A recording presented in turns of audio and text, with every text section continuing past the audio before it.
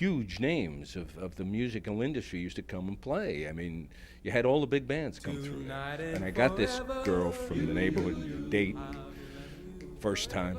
And I said, I'd like to just go over to the Moon Bowl and just listen for a little. Sure. The schedule was Kenton did like a 45 or 50-minute set every hour on the hour from, I think, 9 to midnight. I stayed for all 4, I think it was. And I kept saying to her, can we just stay? She never talked to me again. Freedomland in the Bronx, bordered by the Hutchinson River Parkway and the New England Thruway. Parking for 10,000 cars, 30 minutes from Times Square by the IRT subways. Admission 50 cents to $1. Though Freedomland didn't last long, one Bronx park became nationally known and a cultural symbol of America's favorite sport of baseball, Yankee Stadium, the home of champions. The stadium was built by Ruth, the Iron Horse was in his youth, the Yankees lineup was a murderer's row.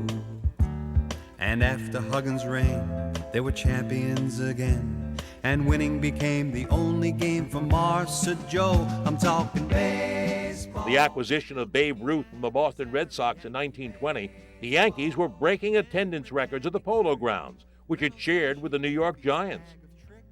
Seeking a venue of its own, the Yankees purchased a 10-acre lot across the Harlem River in the Bronx and designed the first 3-tier ballpark.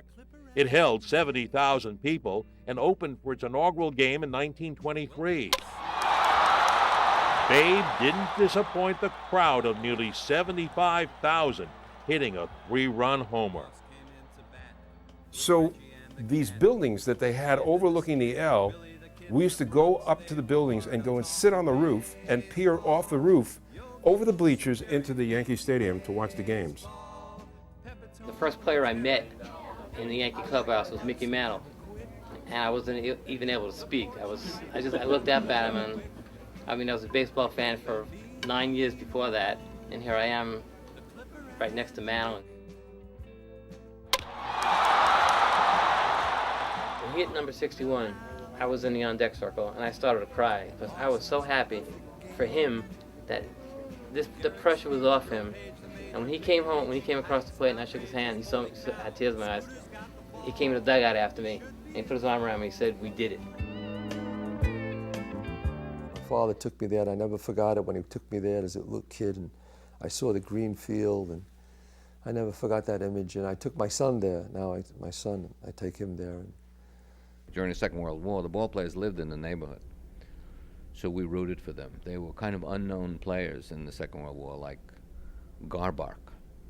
Raleigh Hemsley, I think, was here. Names: Roy Weatherly, Herschel Martin, Russ Derry. Unknown names. Mike Garbark is his name. He went 0 for 32 and then hit a double, and the neighborhood cheered. I guess I must have been about 10 or 11, and they told us, we're going to pick you up on Walton Avenue in the 7th inning of the second game. Okay. First game went 12 innings, and the second game was tied in the 7th inning. And my sister Debbie said, "Come on, we got to go. Mommy and Daddy waiting outside." Wouldn't leave. 10th tied, 11th, 12th, 13th tied. My sister saying they're going to kill us. At the 16th inning, she goes, "That's it. They're going to kill you. You better go now." And I said, "I'm going to get a beating anyway. I better leave." So we went. My father was steaming. He was standing on Walton Avenue for 3 hours. I'm talking baseball. Bill Dickey and Lazare, Yankee baseball. Our ballpark now boasts 26 world championships and 38 American League pennants. It sure was worth the subway ride in the hot sun and the bleachers. It was priceless. Especially Willie, Mickey, and the Duke. Have you ever wished you could have a Bronx childhood reunion with your friends, your classmates, and your memories? Well, now you can. Back in the Bronx magazine is your ticket back to the borough of your youth. And for a limited time, you can get a free 6-month subscription that instantly transports you to the streets and stories that shaped you. Each issue brings you around a dozen true Bronx stories: shopping on Fordham Road, eating on Arthur Avenue, ice cream sundaes at Crumb's, the kitchen sink at Jan's, summer days at Orchard Beach, cheering in the old Yankee Stadium, even trips to Freedomland. It's 32 pages of laughter, nostalgia, and Bronx pride. A reunion in print that arrives every 3 months. You'll even receive a free picture of your Bronx building as it appeared in the 1940s, 50s, or 60s, and a free 1958 Jan's menu to stir those sweet memories. Now, this is a limited time offer, so call 1-800-727-6695 today and claim your free 6-month subscription, plus your Bronx building photo and 1958 Jan's menu. Because Back in the Bronx isn't just a magazine, it's the Bronx you remember, brought back to life one story at a time.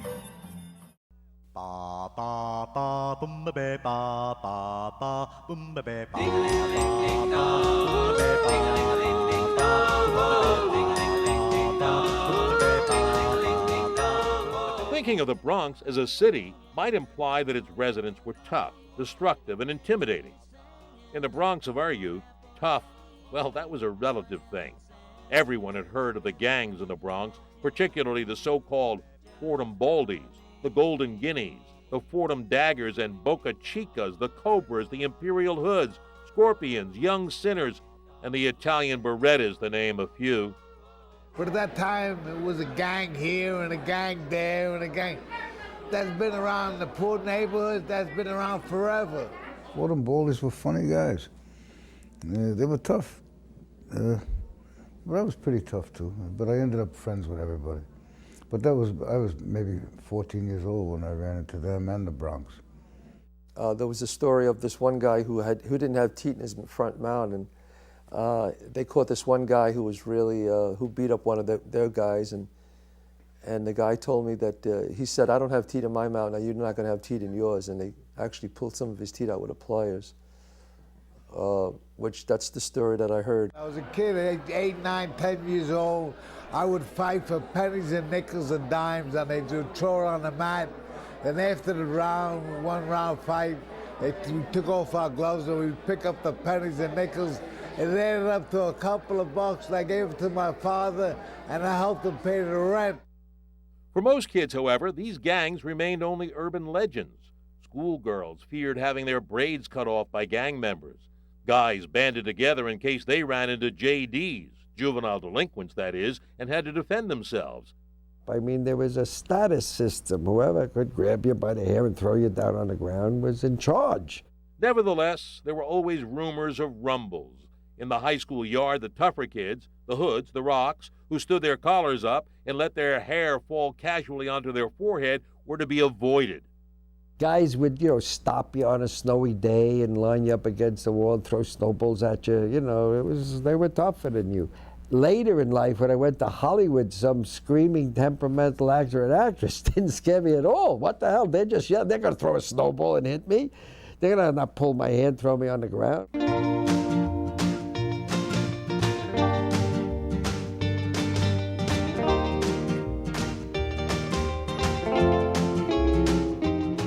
But the Bronx of our youth, until the hard-edged 70s, was the age of innocence. Our neighborhoods were safe. Many people didn't lock their doors. Fear meant fear of being told on by a neighbor to your mother, reported to the super, getting an F on your report card. Fear was getting chosen last for your team, losing your Spalding down the sewer, not being asked to dance, or being turned down. Families were close in those days, There were families, everybody ate at the same time. Everybody knew what everybody was doing. In those days, the Bronx was very rustic, and there were vast lots, and people would plant, great stuff. My grandfather on Taylor Avenue used to make wine in the cellar. I used to help him. And as a child, he used to give me a glass of red wine and Italian bread. I used to dip the bread in the wine, and I drank wine like 5, 6 years old. My mother had caramelos, they call them, candies in her purse, and they didn't have anything to eat, and they made soup out of the candy, and they ate that for 3 days or something. And I'm very ashamed of my comment. What I said to her, I said, "You must have had fabulous figures." We had a meal every Friday night at my grandmother's house, and all the aunts and uncles would show up, and I'd sell them this paper for a penny a copy. All family news. Grandma bakes sponge cake. She uses real sponges, stuff like that.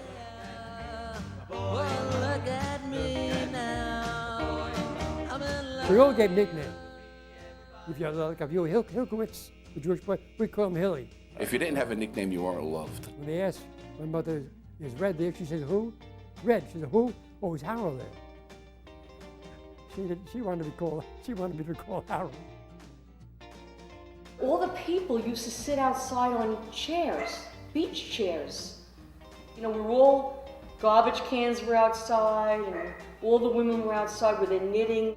It was a real community because there was that woman that always looked out of the window, and if she saw you doing something strange, your mother knew it.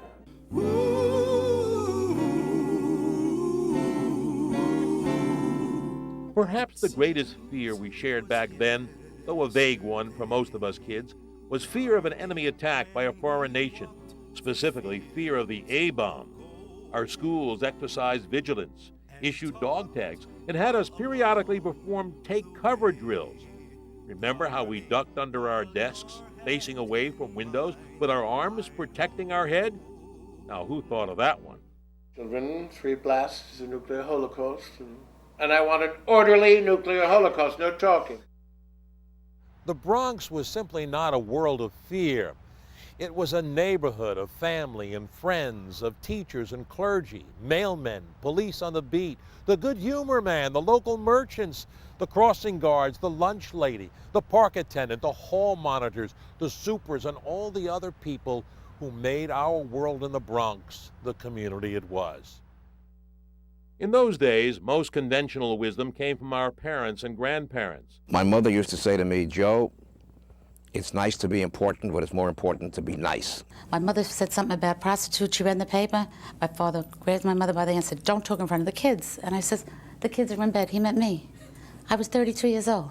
You'd hear, a man showed his bookie to Burton Resnick. Don't let that happen to you. As for more formal wisdom, we had our public elementary, junior high, high school, and parochial schools to lay the foundation for our future. The public school I went to was PS 64, which was at the corner of Walton Avenue and 170th Street. I went to PS 80. I went to PS 35, PS 90, PS 36. Public school number 68. St. Anselm's Elementary School. PS 93. PS 95. Public school 53. PS 54. PS 74. PS 63, then Mott Junior High School 22. PS 35. I went to PS 90. St. Angela Marisi. St. Francis Xavier. Lydia Montcalm. St. Philip Neri. I went to St. Margaret's. I want to be the kind of boy the 94 can boast about. I want to be the kind of boy that it can never live without. The Bronx on Roberts Avenue stands a school of which we're proud.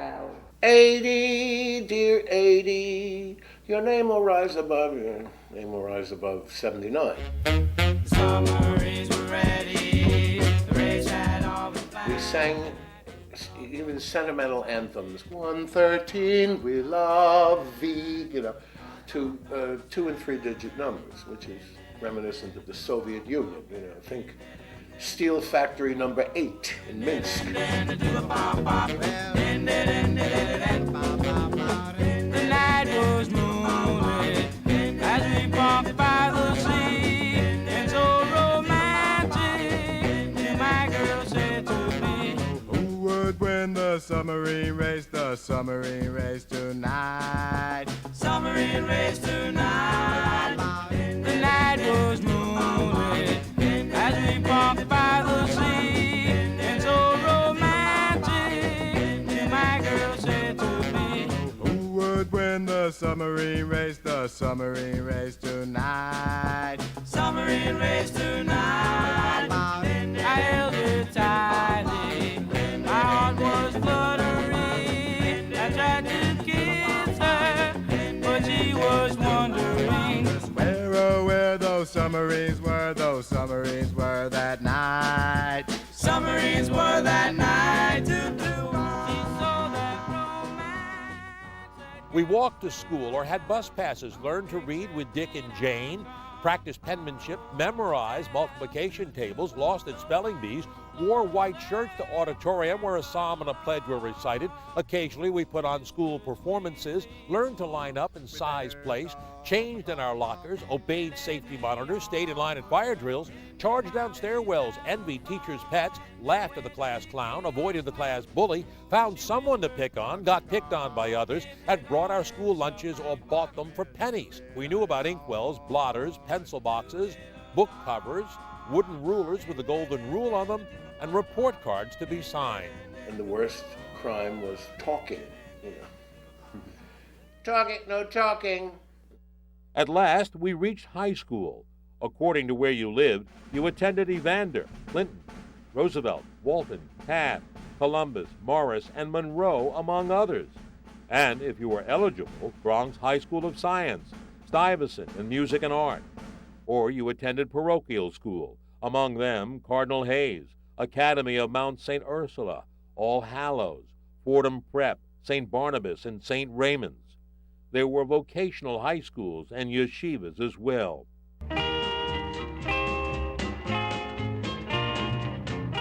Well, first of all, DeWitt Clinton was an all-boys school, so it made it a little tough. It took me years to overcome a reticence with women. Any female faculty member under 90, under 300 pounds, was considered a sex object. And then I went away to Cardinal Hayes High School, all boys. Then I went to Notre Dame, all boys.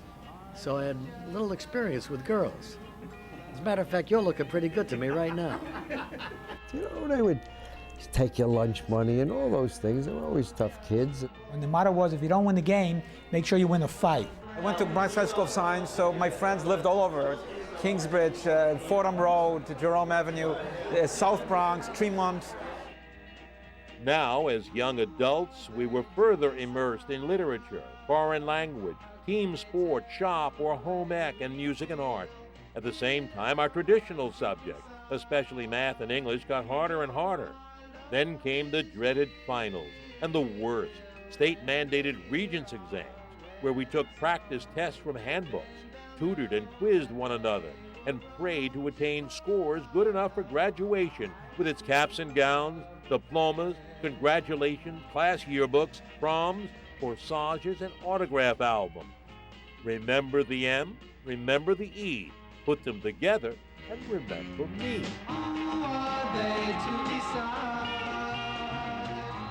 As bad as they were, somehow these educational pressures were always outdone by the social pressures, trying to fit in at the least or be popular at the best, and underlying it all, the desire to be attractive to the opposite sex.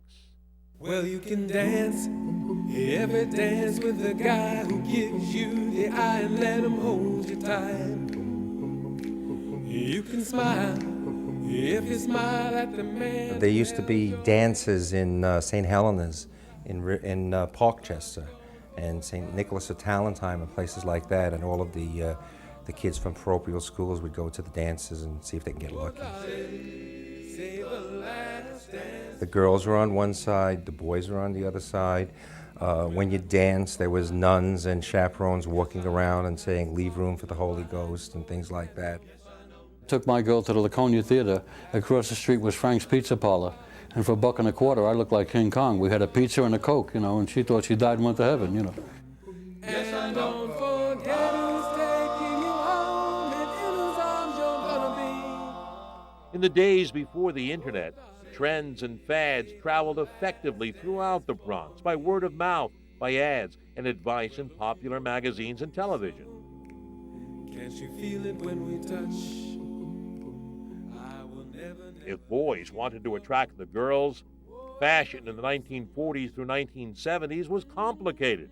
Guys could wear polo shirts, penny loafers, saddle shoes, peg pants, T-shirts with rolled sleeves, Oxford white shirts, polyester shirts, paisley shirts, bell-bottoms, white bucks, Keds, Izods, Levi's, PF Flyers, black leather jackets with turned-up collars, desert boots, and team jackets. Ralph Lauren, his name was Ralph Lifshitz,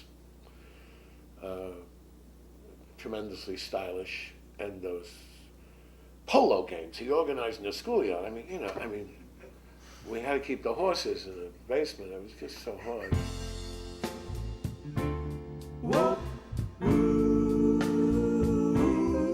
Girls Girls, on the other hand, had poodle skirts, Angora sweaters, peg skirts, cinch belts, ankle bracelets, charm bracelets, pedal pushers, bobby socks, halter and tube tops, cardigans worn forward and backward, and new silhouettes, the sheath, sack, shirtwaist, shift, and chemise. To say nothing of mini, micro, maxi, and midi, pleated, peg, flare, and A-line skirt. I wore the crisscross shoes and the skirt with the poodle on it. And we used to wear our cardigan sweaters backwards with 2 or 3 buttons opened up. I remember that stretch pants came in. I wore colored pantyhose, scarves around my neck. I still like to dress like that. You're my love, you're my angel, you're the girl. Hair fashion was equally important.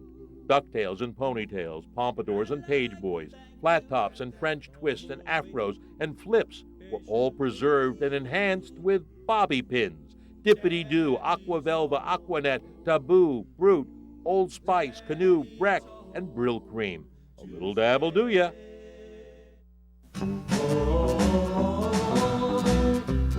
In the Bronx, if we weren't dating, we invariably hung out in groups. You could find us at White Castle, consuming sacks of square beef patties with 5 holes, chopped onions, slices of pickled ketchup, all packed into a steaming bun. White Castle was the hangout. Yeah, on Fordham Road. I mean, you could get 2 burgers and a soda for 25 cents. We were in 7th Heaven. Schweller's on Jerome Avenue. I remember you could go there, and it was the first time I had realized you could sit down there. They'd give you a bowl of pickles. They'd put bread out. You could practically have a decent meal without paying a penny. We would shop there in Mike's Deli, and I still go there. I still go to Mike's Deli all the time. There was a place called Joe Tonori. He sold sandwiches for 35 cents that were just wonderful. You know, different cuts of meats and cheeses. In fact, my mouth's watering now as I'm talking about it. In my neighborhood, there was a store where we used to get French fries in a brown paper bag for 5 cents, you know, and they were the most delicious things. There used to be an Italian Iceman outside of the PS53. We get pistachio, you know, that sort of vanilla, and I love pistachio. And the pretzel man was there.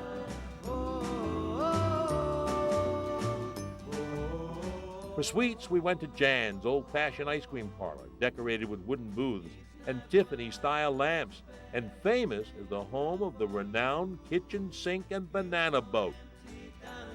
We'd go in about 15 of us, and you'd have this kitchen sink, which was tremendous. They say feeds 4 to 6, but I think it feeds anywhere from 8 to 14. 32 scoops of ice cream. With whipped cream and nuts and all kinds of things. It was just this melange of ice cream. Or we went to Crumbs for a soda and bag of candy selected from bins of compelling treats. Have you ever wished you could have a Bronx childhood reunion with your friends, your classmates, and your memories? Well, now you can. Back in the Bronx magazine is your ticket back to the borough of your youth. And for a limited time, you can get a free 6-month subscription that instantly transports you to the streets and stories that shaped you. Each issue brings you around a dozen true Bronx stories. Shopping on Fordham Road, eating on Arthur Avenue, ice cream sundaes at Crumbs, the kitchen sink at Jan's, summer days at Orchard Beach, cheering in the old Yankee Stadium, even trips to Freedomland. It's 32 pages of laughter, nostalgia, and Bronx pride. A reunion in print that arrives every 3 months. You'll even receive a free picture of your Bronx building as it appeared in the 1940s, 50s, or 60s, and a free 1958 Jan's menu to stir those sweet memories. Now, this is a limited time offer, so call 1-800-727-6695 today and claim your free 6-month subscription, plus your Bronx building photo and 1958 Jan's menu. Because Back in the Bronx isn't just a magazine, it's the Bronx you remember, brought back to life one story at a time. With one or a few of our best friends, in the Bronx you could have several best friends, we spent time at bowling alleys, ball fields, and the movies. On Hughes Avenue was a small theater. It was originally called the Savoy Theater. Cinelli's had a couple of names. And Saturday afternoon, you'd go there for 25 cents. It was wonderful. You see 10 cartoons, the Three Stooges. In fact, I saw On the Waterfront there. I fell asleep in the theater that day. My mother had to come to look for me because I was gone the whole day. There I was, laying on the floor.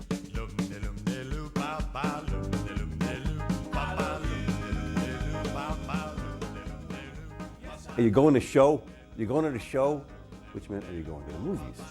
Now our movie was Loews, and it was Loews, not Lowe's.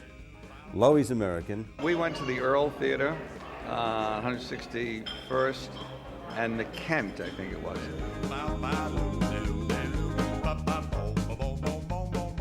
We would go to the Fleetwood. We call it the Bug House. And, you know, there'd be 10 cartoons and 2 features. And what they had were races. They had these crazy guys that would have bicycle races or car races, whatever, and they'd give everyone a ticket for a number to correspond with the people who were racing on the screen. And after the race movie was over, they'd come and you'd say, okay, the winners are 5, 6, and 8, you get the prizes. And they literally gave you prizes like you were betting, pari-mutuel betting, in the movie theater. In the playgrounds, we raced to the flat swings, getting a push to get started, then pumping our legs to get higher and higher, or the slides and seesaws, or the occasional wading pool. Last one in is our rotten egg. The New York park system had these free pools, which are not really pools. They were like puddles in the middle of a park with concrete, and they just fill this area up with water. The water was probably maybe 2.5, 3 feet high, and you'd go there and actually swim with a rough pavement underneath you.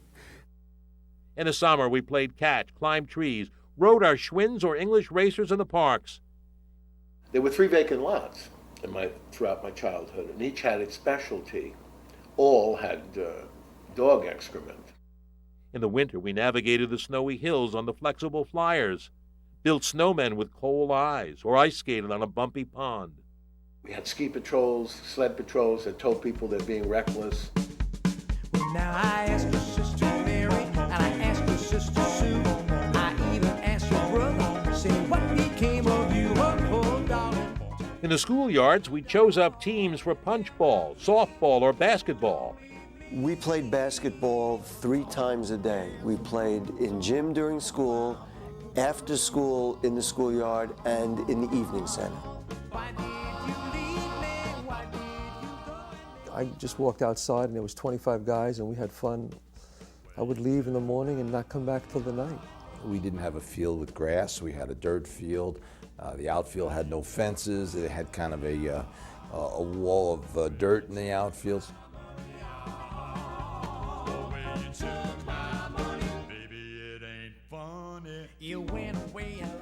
Played Flies Are Up, Ring-a-Levio, and Skelly, or flew wooden glider planes and kites with homemade tails. Every season there was a different game that we would play. It would be skating, and it would be kick the can and triangle. Shooting tickets. Ring-a-levio. Punch ball. Tackle football in the street. We used to play potsy. Johnny and the Pony. Hopscotch. Spin the bottle.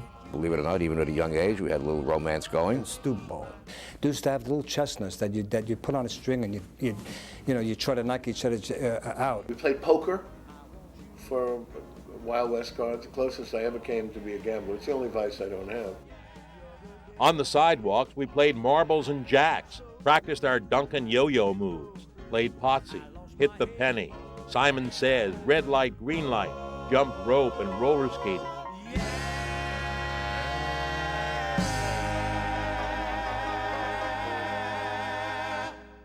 The skates that we used in those days were skates that attached to the bottom of your shoe. They were adjustable in a couple of ways. One, you could adjust it to the width of your foot, and you just tightened it with a key. They called it a skate key. Then, of course, if you were smart enough to have roller skates and didn't tell your brothers, who would take them apart and make go-karts out of them and find the biggest hill. We get a box, and we get a long 2x4, and we put the box on top of the 2x4 and got skates and put the 2 wheels underneath the 2x4 so to make a scooter.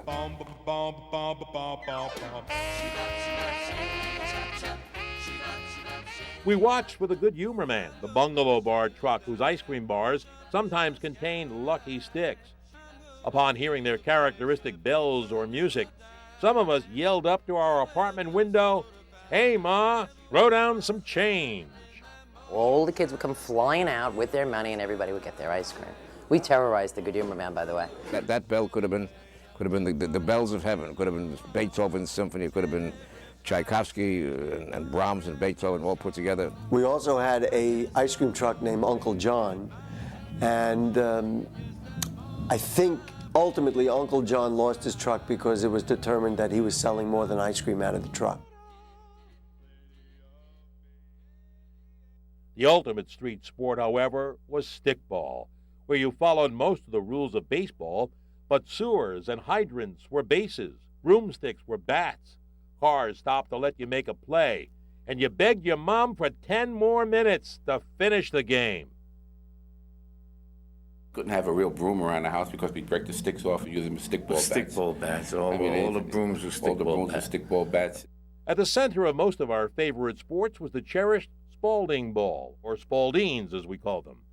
This pink rubber ball, judiciously selected from the box by comparing the height of its bounce, was key to most of our sports. Hit the penny, catch, and the revered stickball game depended on it, while the girls' alphabet rhyme, A, my name is Alice, and my husband's name is Al. We come from Alabama, and we sell apples, lent a rhythm to the streets.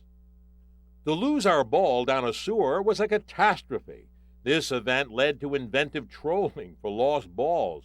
Broomsticks with gum at the end were a favorite. The adult who retrieved the ball was the hero of the block. So now and again, you could find us in the streets, an intent audience for a daring rescue. More often than not, though, we could be found at the candy store, guzzling a chocolate egg cream made with You Bet syrup, seltzer, and milk in just the right combination and stirred with a pretzel rod according to your neighborhood. A black and white ice cream soda, cherry lime Ricky, banana split, or malted.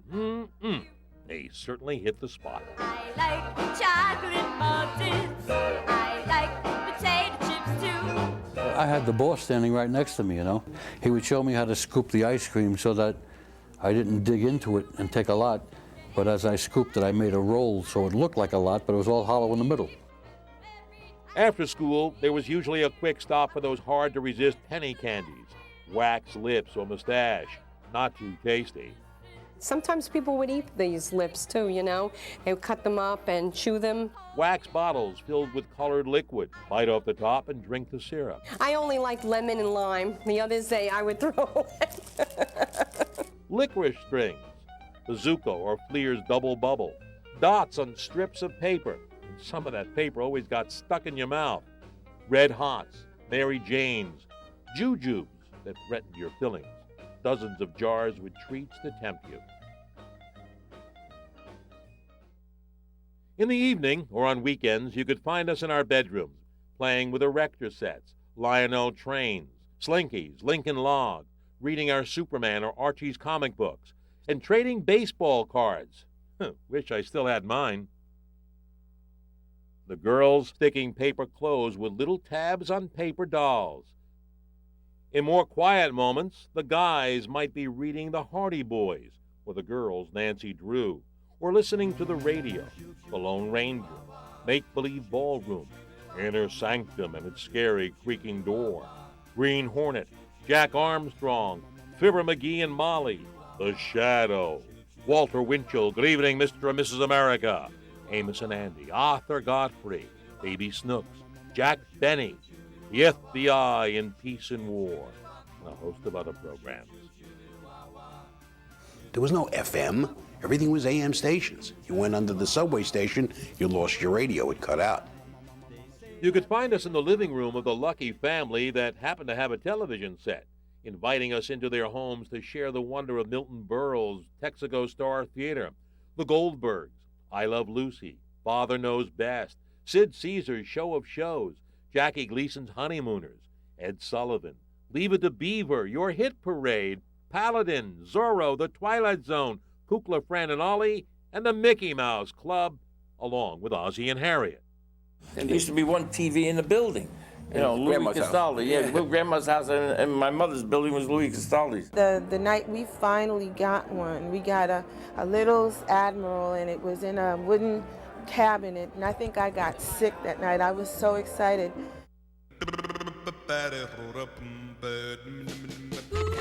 One television program in particular had a profound influence and became a mirror of our adolescent lives, and that was American Bandstand.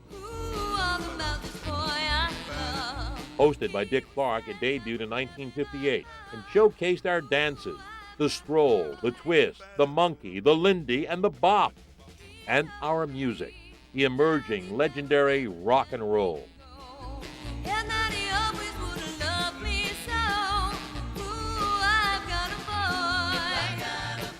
I took dancing lessons in school at Christopher Columbus in '89. Mr. O'Connor used to teach us all how to dance.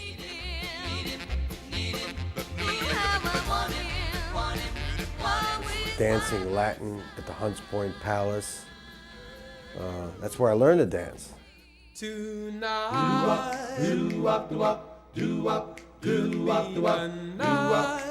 An important offshoot of this music, doo-wop, was also gaining a foothold.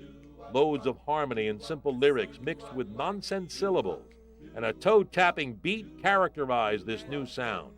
We claimed it as our music, the sound of the Bronx. I remember sitting out on the fire escape at night, listening to the guys doo-wop on the corner. The Penguins came out with Earth Angel. Wow. They asked me to leave the candy store because we played it so much. They said, if you play the song one more time, you're going to have to leave. The echo effect of the bathroom was what attracted us to singing there. The stench was unbelievable, but we sounded like we were singing in a recording studio. When we sang in the toilet, we sounded like we were singing in a recording studio. They used to also go to Fordham Road, the D train. Because when you go down the subway, they had it would almost work like an echo chamber. And it was wonderful for the sound of the music. And that's where they harmonized. Practiced in the subways, in lobbies and in halls, even in the doorway, singing doo-wop to the wall. You couldn't afford instruments. By that I mean if you were doing a bass and you thought you were playing a string bass, you were dum dum dum dum dum dum dum dum dum dum dum dum dum dum, and people would look at you and say, "You're playing an instrument." No, I'm not. That's all voice. We bought the records, played the jukeboxes, and listened to the radio DJs like Jocko, Oop Papa Doo, and How Do You Do, Great Googa Mooga, and Alan Freed. Now, well, I love a girl, and the Ruby is her name. Ruby, hear me talking now. This girl. Dion and the Belmonts, living in the Little Italy section of the Bronx, practiced a cappella on 187th Street and fashioned their music from the streets of the Bronx before attaining fame as the premier 50s and 60s singing group.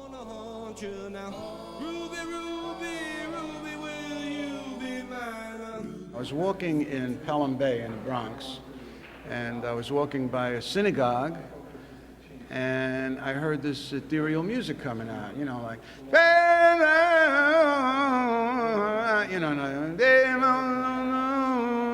it was very minor and very haunting. So I went in, I'm listening, and I started talking to Rabbi Rosenblatt, Henry Rosenblatt, who was the cantor in the synagogue there, and I was asking him about the music. Well, what is that? And he took me in the back and played me some records, 33s that were reissued of his father, Joseph Rosenblatt, who was in the original Jazz Singer with Al Jolson, and he's a famous rabbi. And this guy taught me how to, because I was singing, I was trying to do it. And he told me I was singing wrong, and I think if it wasn't for him, I wouldn't have a voice today. So I often joke about it and say it was Jewish rock and roll or fusion, back then. You could hear their music from our fire escapes and even from our apartment building rooftops, where we reclined under the lines of freshly laundered garments flapping from wooden clothespins as we happily sweltered on our nearly private and sometimes bubbling tar beach. Can you imagine on a hot day going up on the roof of a Bronx tenement building, 5 stories high, with tar that actually started to melt, and you'd put down a towel or something to lie down there and get a sunburn? But the best place to find us was the Stoop, where we talked, where we planned and shared. For us, it was the family room, and all were welcome. Most of all. Dinner's ready, she would call out from the window. Dinner's ready, and we'd have to come home for dinner. In the Bronx, we were all part of some group, some block, some club or other. 3 o'clock in the morning, where's Mom? And Johnny Pump was open. And the fire hydrant would be was open. And you see the water. Hydrant was get dressed and run down. All the ladies would be with their feet in the water, drinking lemonade. There'd be a guy cooking sausage. 3 o'clock in the morning, everybody's out in the street. And what the heck are we doing up in bed, you know? Despite the different neighborhoods and the diversity of people, talk to anyone born or raised in the Bronx today, and most of their memories, experiences, and attitudes will be curiously similar. The Bronx managed to achieve a style, a personality so unique and so distinctive as to unite its neighborhoods into a common culture. Bronx had more of a feeling that all your neighbors were of a melting pot together. It's got everybody. Tough people, very resilient people, people who come here looking for a better life. And that story hasn't changed over 150 years. We are a mainland people, unlike Brooklyn, Queens, Staten Island, Manhattan, island people. And I'm proud of that neighborhood. I'm proud of where I'm from. I'm proud of all those people there. And that's why I go back there all the time. I'll always stay in the Bronx because everything is here. The whole world is right in the borough of the Bronx. I love the Bronx. People always ask me, when I say I'm from the Bronx, they ask me, what part? I say, all of me. I always go back there for a feeling of satisfaction, a feeling of love, and a feeling for being happy that I came out of that kind of environment. And my wife says, you know, if I could find a decent apartment on Arthur Avenue, I'd move back in a minute. She really would. Every once in a while I drive through my block where I used to live, and I can almost name everybody in everybody's house that there was, you know. That's where Pete lived, that's where this, and I purposely do it, just to, you know, to bring back my memory. Thank you, God. Thank you, God, for letting me be born and bred in the Bronx. The Bronx. Some say you can't go home again. But isn't that what we just did? In our cherished memories, in the stories we tell our kids, in our joyous reunions, and in our hearts, we haven't really left. If people think the Bronx wasn't so classy, I dare them to name a better place to grow up, a better place than our neighborhoods that nurtured friendship, achievement, and humanity. I double dare them. As a matter of fact, I double dog dare them. And whether you were born or raised in the Bronx, if you call yourself a Bronxite, then you always have a seat on my stoop. There are lots of old photos in this book. How great it is to take a look. Pictures to remember. Pictures to remember. Pictures to remember.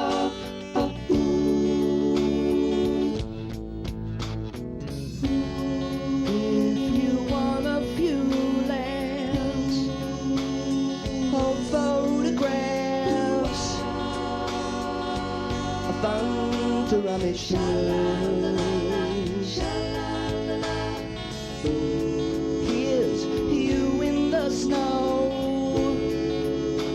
so long ago, and here's one of me in love with you. Pictures to remember, pictures to remember, pictures to remember.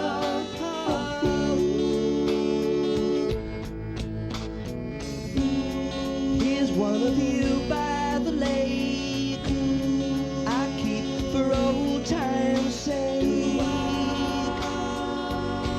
I really love the view.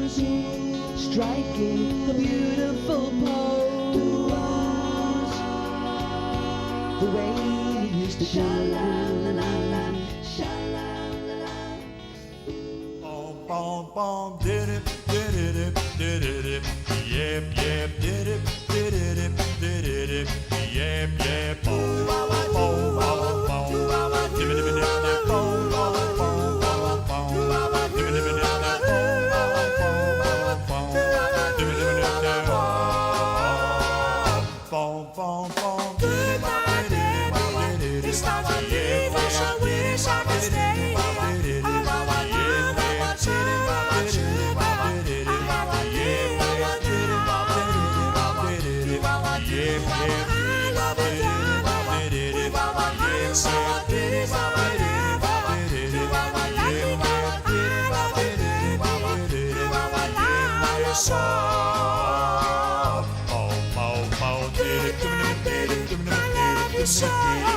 Please don't ever let me down. I love you, darling, with all my heart. Tell me that I love you, baby, with all my heart and soul. Please don't ever let me down. I love you, darling, with all my heart and soul.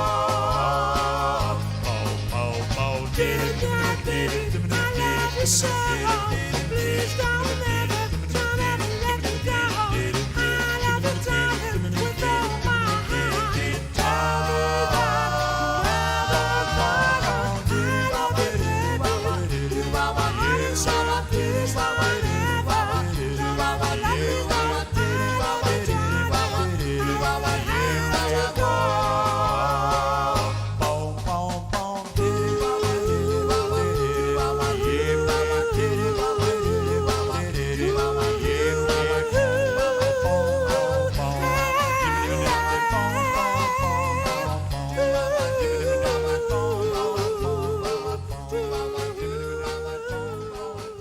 Sometimes when I'm all alone, feeling kind of low, you come back to cheer me up because you love me so.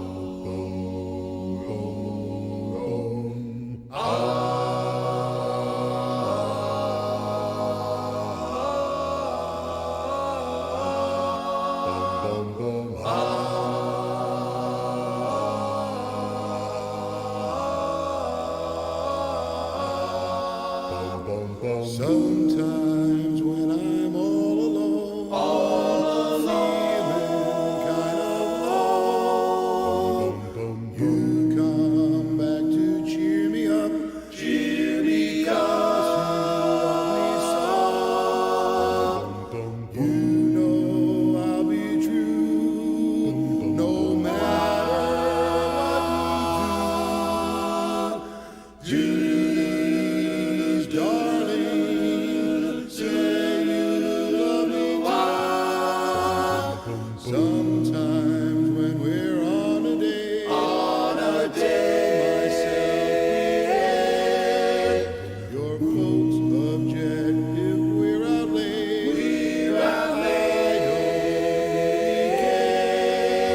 I really want you for my wife. Please, darling, don't leave me in despair. You know how I feel about you, darling. Darling, you're in every thought and every prayer. Every prayer. Don't you realize that I'm crazy over you? Why won't you leave me the way you can? Sometimes when I'm all alone, feeling kind of low, you come back to cheer me up because you love me so. You know I'll be true, no matter what you do. Please, darling, say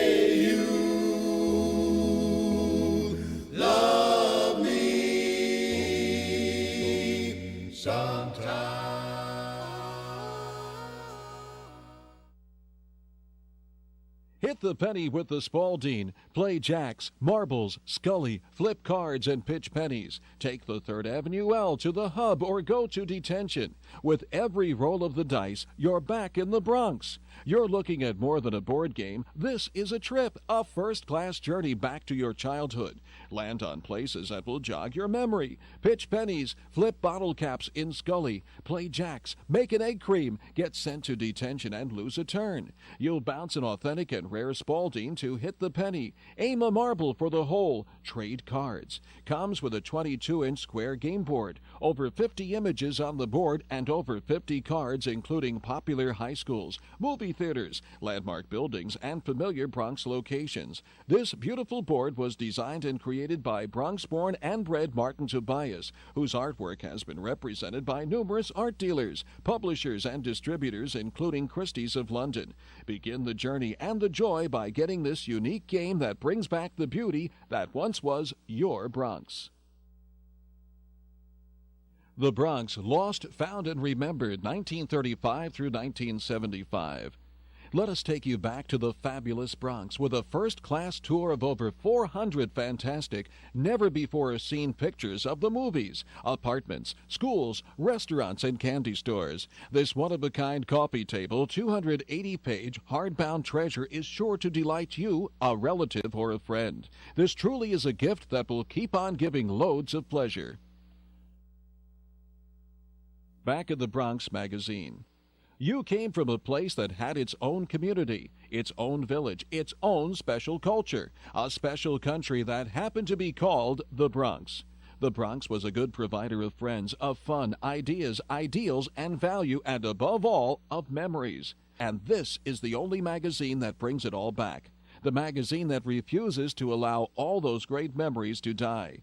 Subscribe or renew today. After all, it's your life. Relive it with Back in the Bronx magazine. This video, A View from the Stoop, took you on an incredible journey of both sight and mind, of memories and places, wonders and aromas. They came from our transport tapes. The next stop, the Bronx. Many of those wonderful, rare, old-time film of vintage trains, trolleys, and buses that date back to the 30s, 40s, and 50s. Some even in color have been carefully preserved on videotape and are now available from these transport tapes. All the neighborhoods, all the routes, all the memories are gathered together for your viewing enjoyment. We even have 2 color tapes of Freedom Land that were gleaned from 16mm movies on a clear summer day in 1961. You may even see yourself or a friend wandering around the park. So look at the selections, choose your favorite transport tape routes, and hop on board. You are looking at a really beautiful piece of art. It's beautiful because it documents all of our lives with landmarks, institutions, and hangouts, the places that shaped our lives in the wonderful world of the Bronx. This 22-inch by 28-inch 4-color panorama of all those precious memories that are truly fit to be framed. Treat yourself to one and also order one for a friend or relative. We can even personalize this poster by having your favorite candy store's name included. Order now.